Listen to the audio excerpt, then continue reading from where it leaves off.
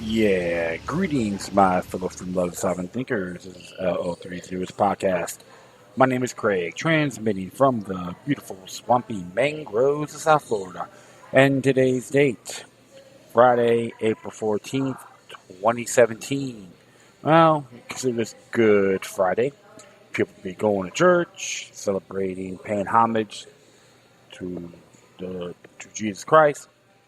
Whatever floats your boat. I'm not here to crucify the religious practices. And we got Easter coming around the corner. I'm not going to get too much detail on that. Yeah, so it looks like they did this nice little bomb near Afghanistan, or in Afghanistan. And people are climaxing, all the Trump worshippers. Oh, yeah, how got a hard on? Now you got president with testicles. How astute. Right? Yep. Hey, at least like I said, if you're going to be critical, have merit, and don't be a parrot. I've been pretty good about that. So, yeah, I'm just at CJ's Java Lounge located at 400 Southwest 1st Avenue along the beautiful new river of Fort Lauderdale. And it's in the southwest section where the Andrews Avenue bridge is. Go over the bridge, make a right, immediate right, make another right, and follow the curve. You'll see it. It's a nice big condo apartment complex, which is, excuse me here, New River Yacht Club, it's called. At the Yacht Club, yeah, along the New River. Get the jungle queen. The boats are out here parking. But, yeah, so that, of course, yeah, a bunch of bobbleheads don't know how to wipe their own behinds, which is typical government. I can go on if I want. Just a little relaxed. I had my dog sitting. So I have the two dogs roaming around. They're relaxing right now. But I am here and blessed. I have to admit that. I know I'm ranting. Forgive me. So, speaking of government knows best, or lobbyists knows best, this came out late yesterday, and it's about Florida medical marijuana. And it's right here from the Miami Herald, or Times Tallahassee Bureau. This one's entitled, 5 months after medical marijuana's big win, anti-drug group helps write rules. The ones who are against it will write the rules or lobby for it. Woo, that's called astuteness to the core.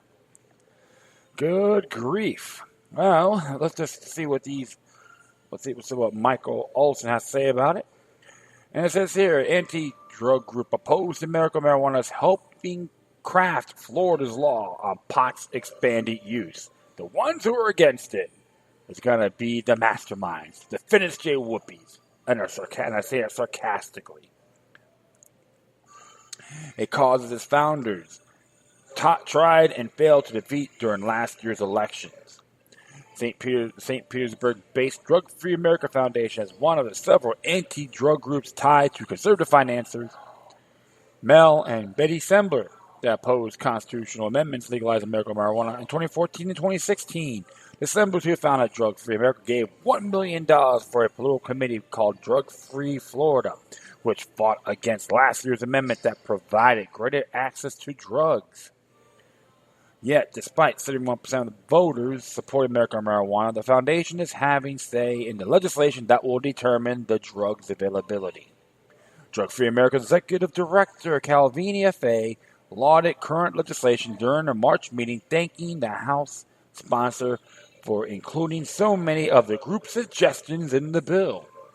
It's like someone telling you about lobbying for motorcycle helmet laws and they never rode a motorcycle in their life. Okay, just think about that. Really, just let that sink in. Or someone from Publix is telling athletes how much they should be making. Professional athletes in the entertainment industry. Let that sink in. Okay? The group and its lobbying arm, Save Our Society from Drugs, sent state lawmakers a list suggesting that it will prevent Florida's medical cannabis program from being abused. About half of the 43 suggestions made in HB 1397 pushed by the Florida's Majority Leader Ray Rodriguez, Republican from Estero.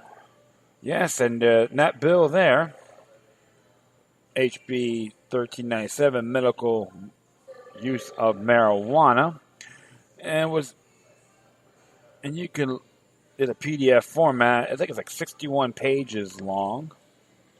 Let's just read that before I'm going to continue. I'm not going to see what I can find here. And, of course, send me the recommendations. Low THC. Okay, come on.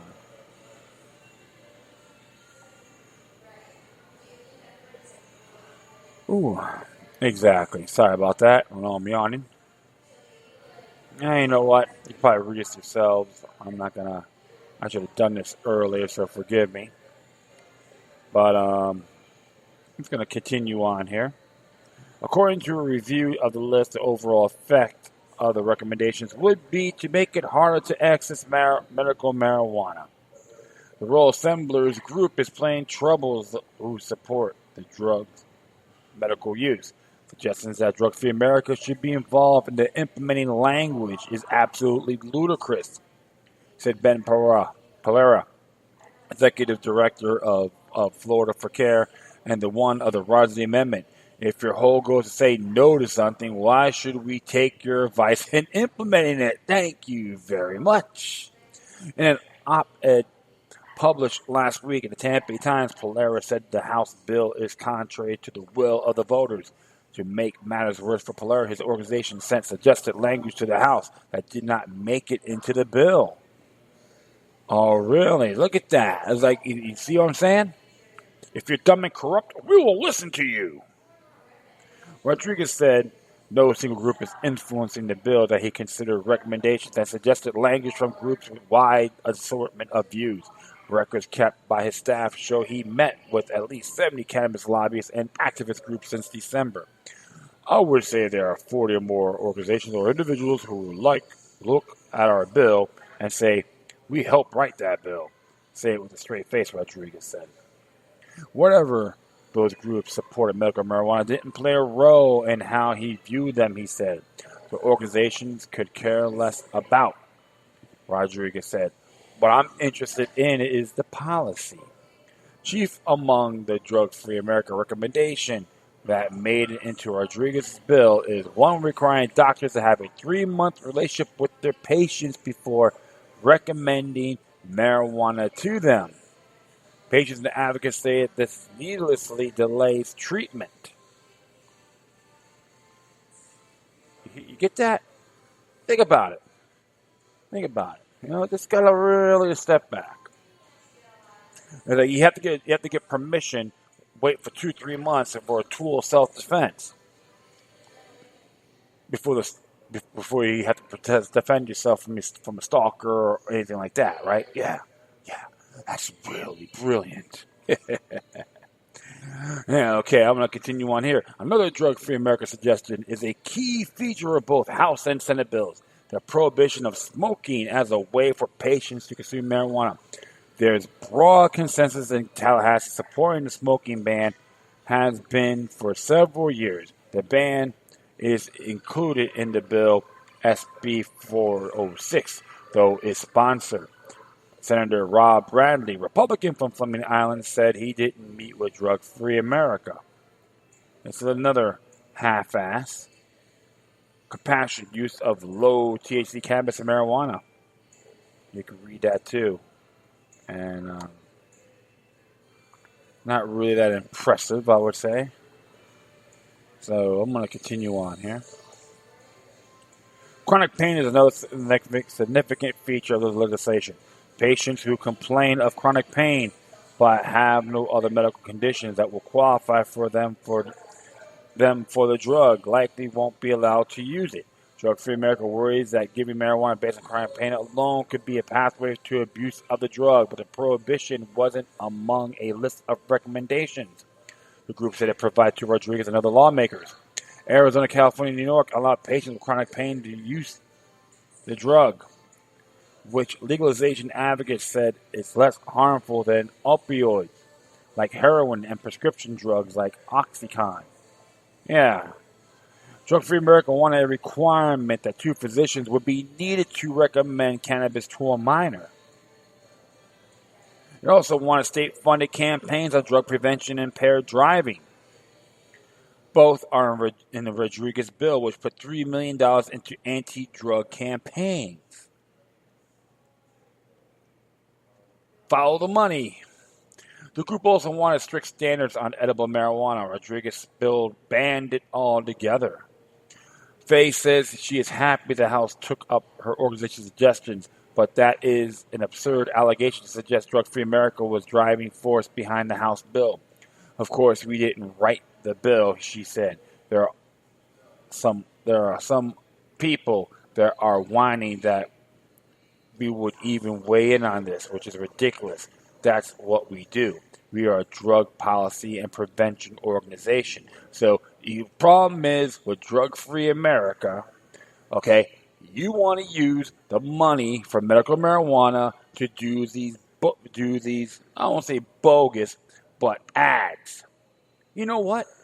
Find other ways to support, other contributions to promote your damn announcements, advertising, okay? Butt out. That's by Rodriguez, too, so total monumental deception, all right? Of course, we didn't write the bill, she said. There are some people, okay, I already did that. December's created Drug Free America in 1995 after a controversial drug treatment program they founded called Straight Inc. was shut down following accusations that teen participants were abused and held against their will. The foundation did not engage in treatment, but instead focused on advocacy and shaping drug policy. Although Drug Free America has publicly said it supports Rodriguez's bill, some of the stringent rules it wanted to see did not make it into legislation. The group wanted to ban the use of cannabis within 1,500 feet of schools and playgrounds and on state university campuses. To limit potency of products that dispensary can sell and force doctors to give a woman a pregnancy test before recommending marijuana.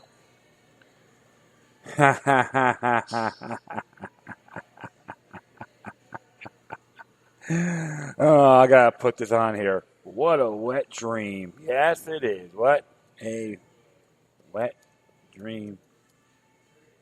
Referendums.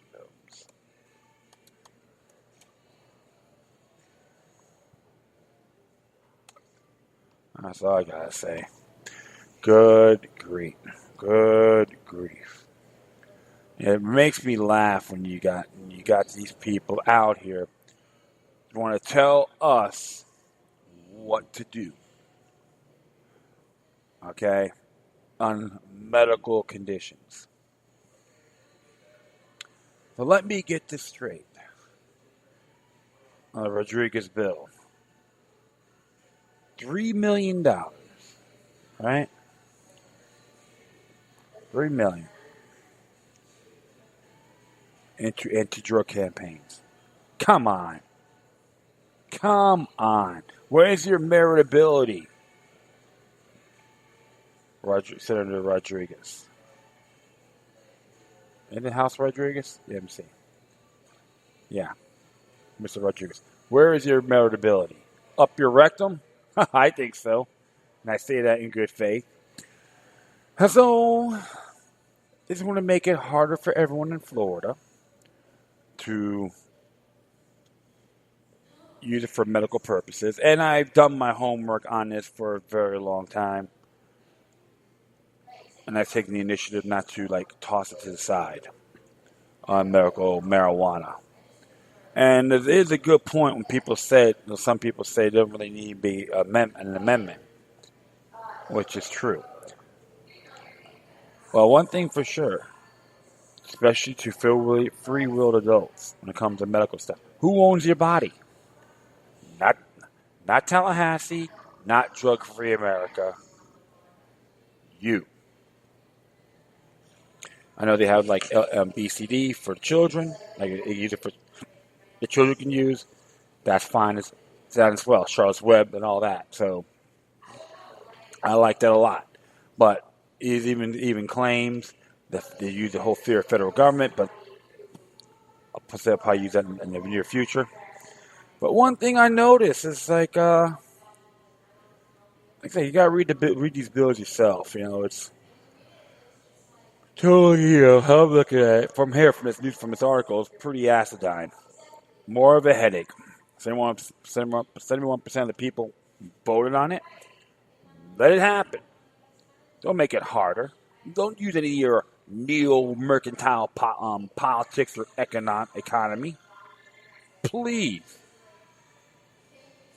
If there's no victim, how is that a crime? Let the people use it for medical purposes. Even John F. Kennedy smoked marijuana because he had bad back pains. And there was even a rumor that there's a claim that he was going to get reelected, he wanted to legalize it. So, to all you people that are JFK lovers but are not really about marijuana, you should think about that. And, that's how I look at it. A lot has been proven time and time again. Is a great resource, very versatile, and I know it will drive Big Pharma crazy.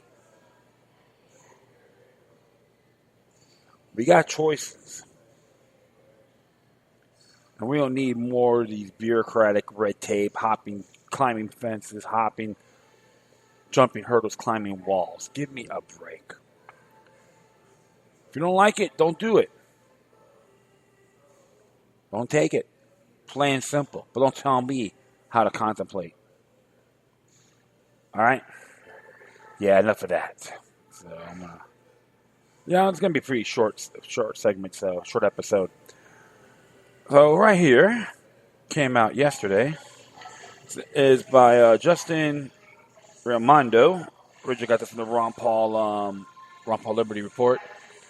And it says here, but it came out from antiwar.com, good site. It says here, Trump walks into Syria trap via fake intelligence. In the summer of 2013, the international media was aflame with reports of Syrian strongman Bashar al-Assad had murdered 400 civilians in the town of Ghouta using deadly sarin gas. Children, women, and men have been horribly slaughtered. And Syria's Islamist opposition, in concert with the Washington foreign policy establishment, was agitating for U.S. intervention. It was a accumulation of a years-long propaganda campaign, which then President Barack Obama had stubbornly resisted, and now he was about to give in and give the order for U.S. missiles to fly. Yet, at the back of his mind, he still had unsettling doubts, and these were confirmed shortly before the day of the planned strikes when the Director of National Intelligence, James Clapper, interrupted his daily presidential briefing.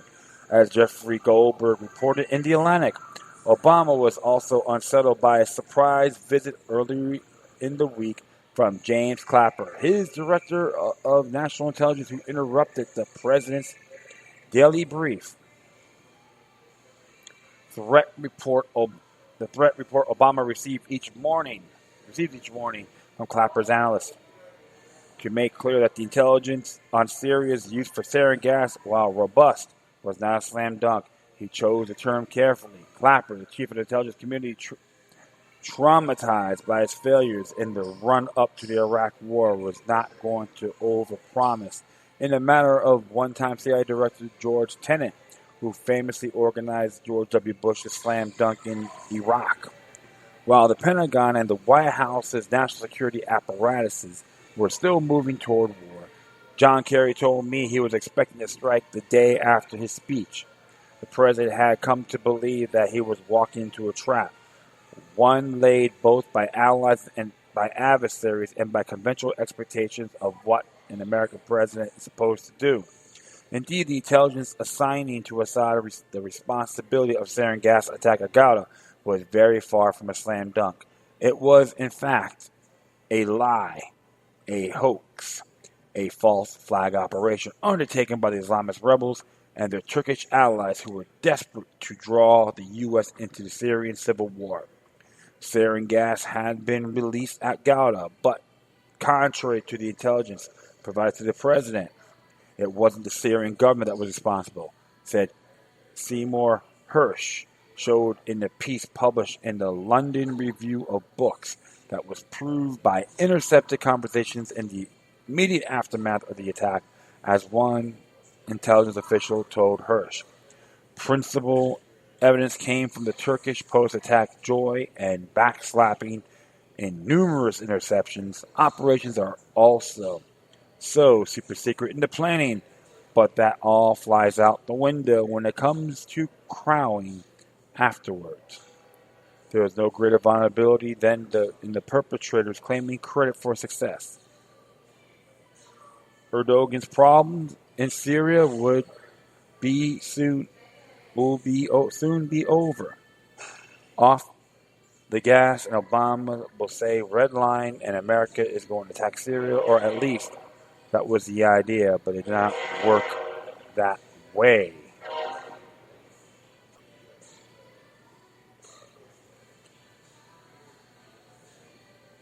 All right, sorry about that. And train was coming by. While Hershey's work was derided by the hot for war media, Goldberg's later reporting confirmed it. And by the way, the New York Times is quietly backtracking from their earlier assertions. And Hersh told the general, went to Obama and told him that the intelligence justifying an attack would fall apart, and the president backed away from the trap that Trump is now walking right into. The media narrative that the regime of Syrian President Bashar al-Assad defied logic, military necessity, and common sense and dropped a load of sarin on civilians near the town of Khan Sheikhan in Idlib province is already falling apart.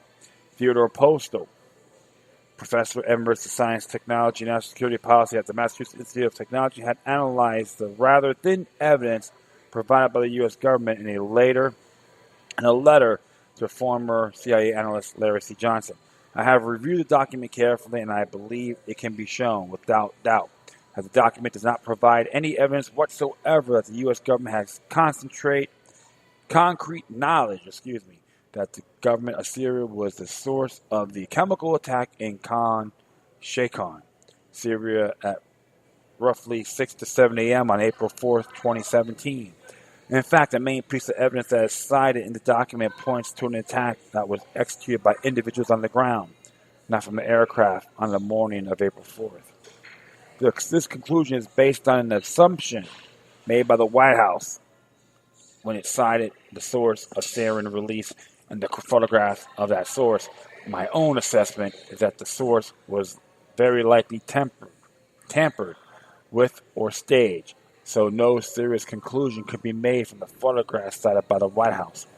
Interesting. The essence of the U.S. government's evidence pointing to Assad's forces as the perpetrator of the sarin gas is that the device, shown in photographs published in the report, was dropped by fixed-wing aircraft which only the Syrian government possesses. Yes, Postel shows that the most plausible conclusion is that the sarin was dispensed by an improvised spiral device made from 122mm sections of rocket tube filled with sarin and capped on both sides.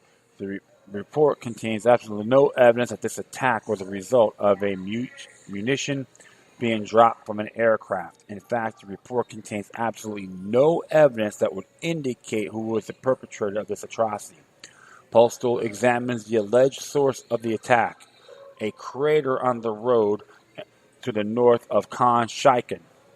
He locates this crater via Google Earth and analyzes the photograph touted as a smoking gun, assuming that there was no tampering of evidence at the crater. One can see what the White House is claiming is a dispenser of the nerve agent. The dispenser looks like a 122 millimeter pipe, like they use in the manufacture of artillery rockets. As shown in the close-up of the pipe in the crater, the pipe looks like it was originally sealed at the front end and the back end. Also of note is that the pipe is flattened into the crater, and also a fractured seam that was created by a brittle failure of the metal skin when the pipe was suddenly crushed inward from above. Instead of being dropped from the plane, the dispenser was simply placed on the ground and detonated by an explosive device, which then released the sarin gas on a day when weather conditions would ensure maximum lethality, as Postal explains. The explosive acted on the pipe as a blunt, crushing mallet. It drove the pipe into the ground while at the same time creating the crater. Since the pipe was filled with sarin, which is an incompressible fluid, as the pipe was flattened, the sarin acted on the wall and ends of the pipe, causing a crack along the length of the pipe and also the failure of the cap on the back end. This mechanism of the spiral is essentially the same as hitting a toothpaste tube with a large mallet, which then results in the tube failing and the toothpaste being blown in many directions depending on the exact toothpaste skin ruptures.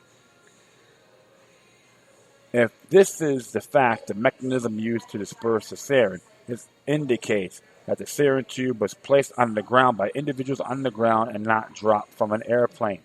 Postal goes on to note that the same sort of obvious errors appeared in the 2013 U.S. government report that claimed the Syrian government had bombed Ghouta with sarin gas. The rocket canisters that supposedly delivered the sarin gas to their target in Ghouta were far out of range of any Syrian government positions. The claim that we could have defected the rockets as they were launched and landed via satellite observation was also false. Since there was no explosion when the rockets reached the target, these errors, said Postal, were clear indicators that the White House intelligence report had in part been fabricated and had not been vetted by competent intelligence experts. Interesting. Ooh. All right. Hopefully all you Patsy worshippers out there will comprehend this. Trump worshippers, I would say. Obama didn't walk into the trap. However, Trump appears to have fallen for this fake intelligence hook, line, and sinker, as Postal puts it. The same situation appears to be the case with the current White House intelligence report. No competent analyst would assume that the creator cited as the source of the sarin attack was unambiguously an indication that the munition came from an aircraft. No competent analyst would assume that the photograph of the carcass of the sarin canister was in fact a sarin canister. Any competent analyst would have had questions about whether the debris in the crater was staged or real. No competent analyst would miss the fact that the alleged sarin canister was forcefully crushed from above, rather than exploded by ammunition within. In it, all of these highly amateurish mistakes indicate that this White House report, like the earlier Obama White House report, was not properly vetted by the intelligence community as claimed.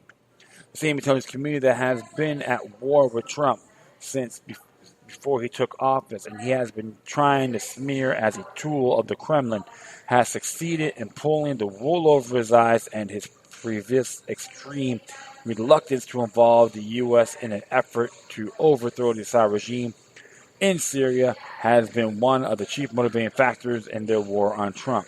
Having worked for years with the Syrian Islamist opposition in close coordination with the Saudis and the Gulf Emirates, the CIA was appalled when candidate Trump abjured regime change and declared that he would focus his efforts on eliminating ISIS in the cooperation with the Russians.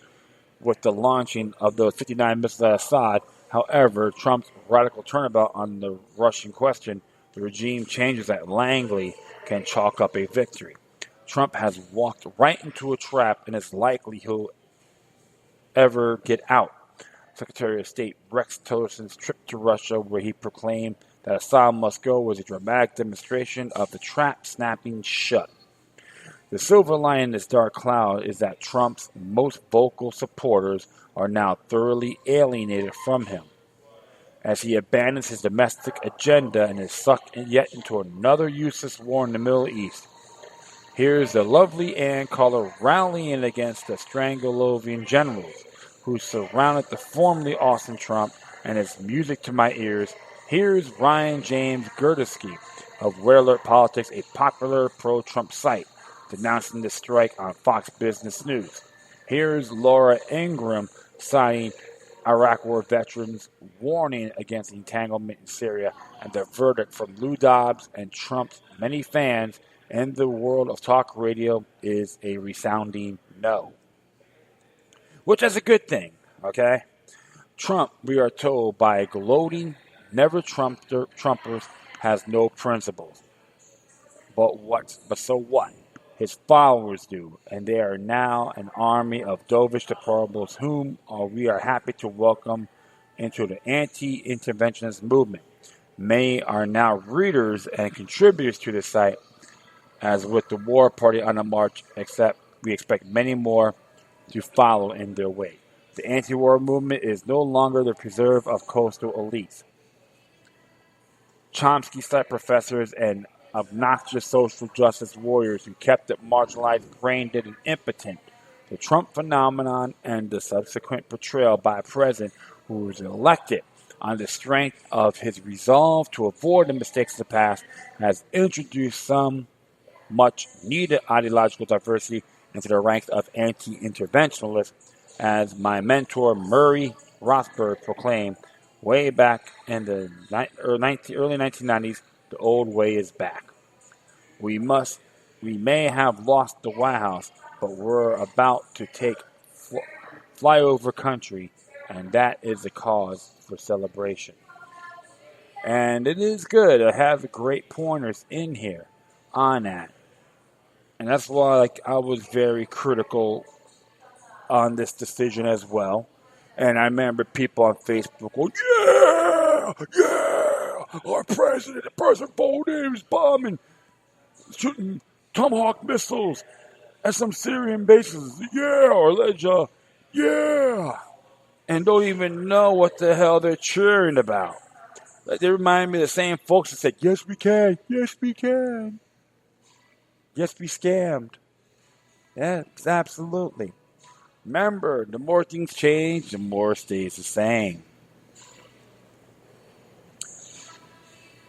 And one good thing about this, people have denounced it and criticized them for it. That was one of the big motivators for Trump being president. Were very disturbed. At least they had the initiative, the courage to say, no, I'm not going to support it. And that's a good thing. This is always, like I said, never believe the hype, my friends. Never. I remember a time people watching Fox News are, oh, look at the place, it's so crowded for Trump. And you got these brown noses like Sean Hannity go, trying to sniff that anal vapors from the candidate. The cult of personality, right? Yeah. Same old song and dance.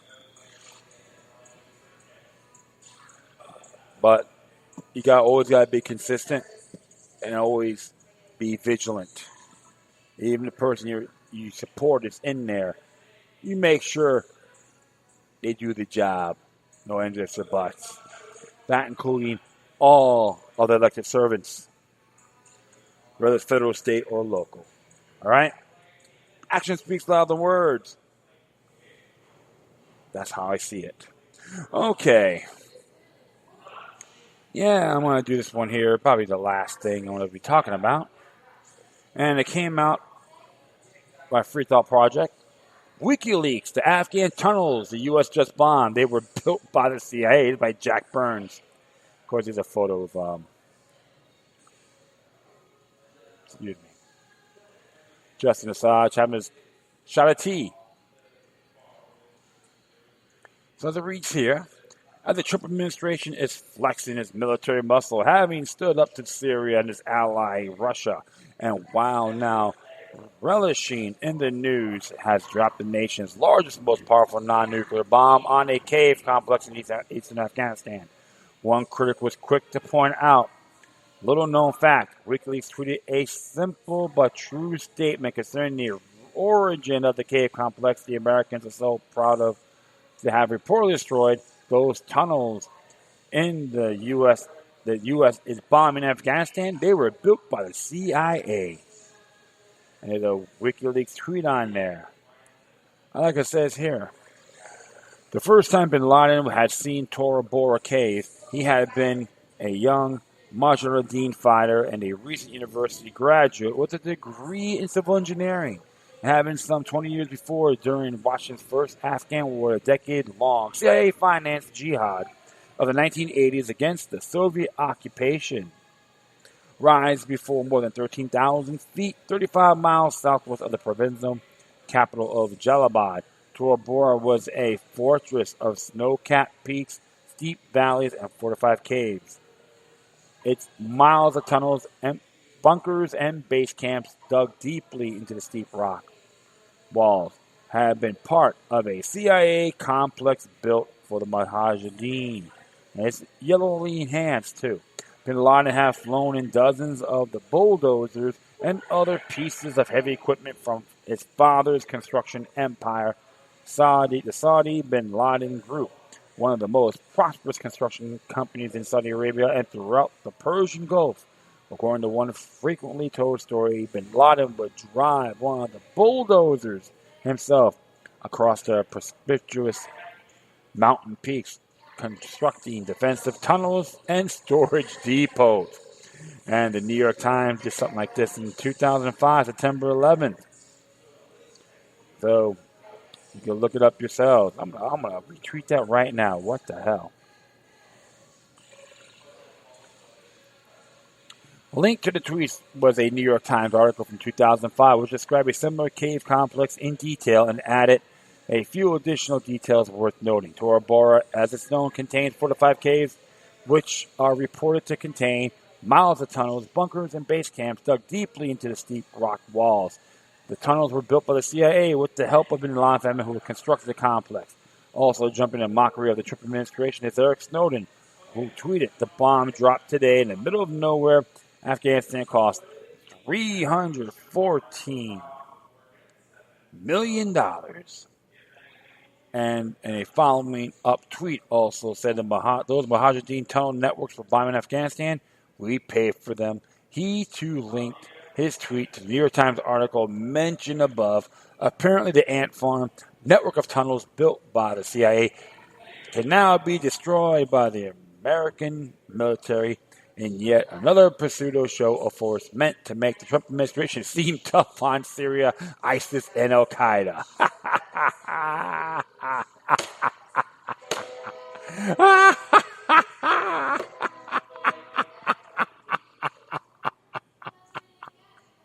Lord Donald, please save us from Al-Qaeda. Amen.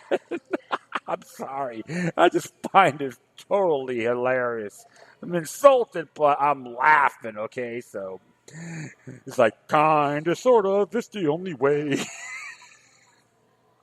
Oh, man, politics as usual, status quo, right? It was said bin Laden even helped to run the bulldozers at Tora Bora and knew the labyrinth of tunnels like the probable back of his hand. Financed by the intelligence agency to provide a headquarters and safe haven for the Mujahideen, the Afghani force was used to prevent the Russian takeover of Afghanistan during the Afghan war after the Russians were defeated. And the same time, Mujahideen became known as Al-Qaeda, led by Osama bin Laden.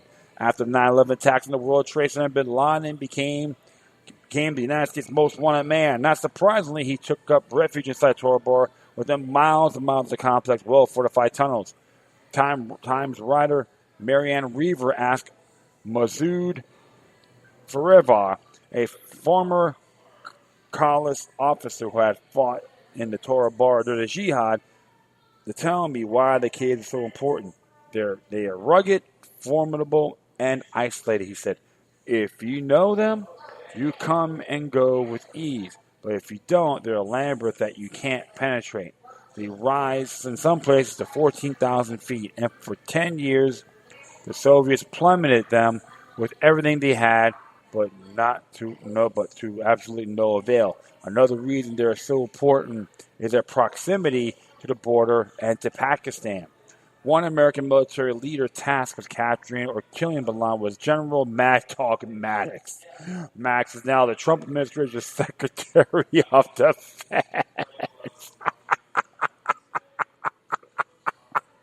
I'm going to finish here, I'm sorry. And appears to have attempted to destroy at least a portion of Tora Bora system of tunnels with a drop of Moab bomb, known as the mother of all bombs. I'm laughing because General Mad Dog Maddox was capturing or killing bin Laden.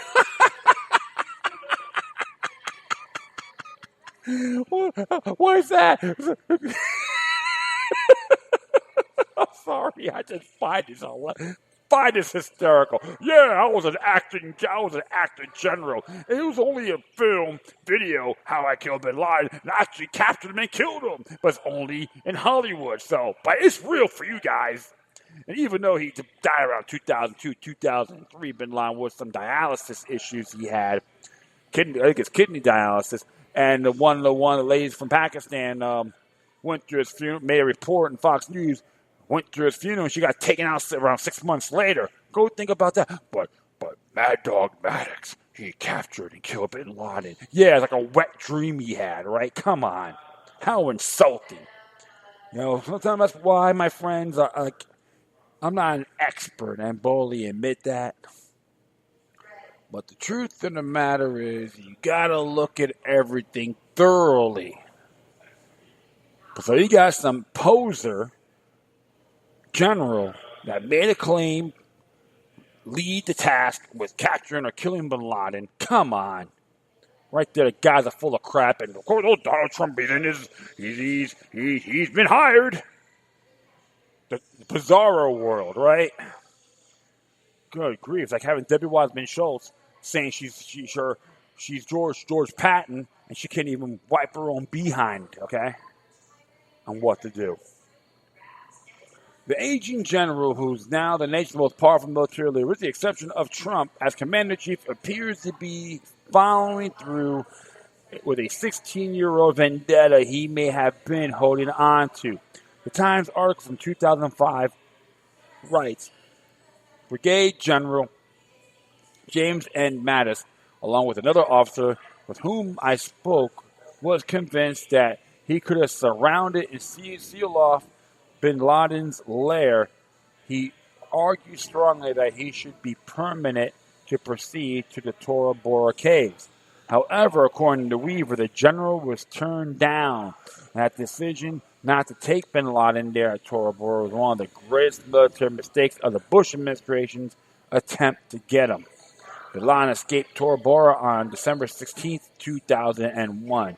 It is also important to know that WikiLeaks tweeted, may or may not be 100% accurate. CNN reported the Moab bomb was dropped on a tunnel complex about 12 miles from Tora Bora. However, those tunnels likely are connected.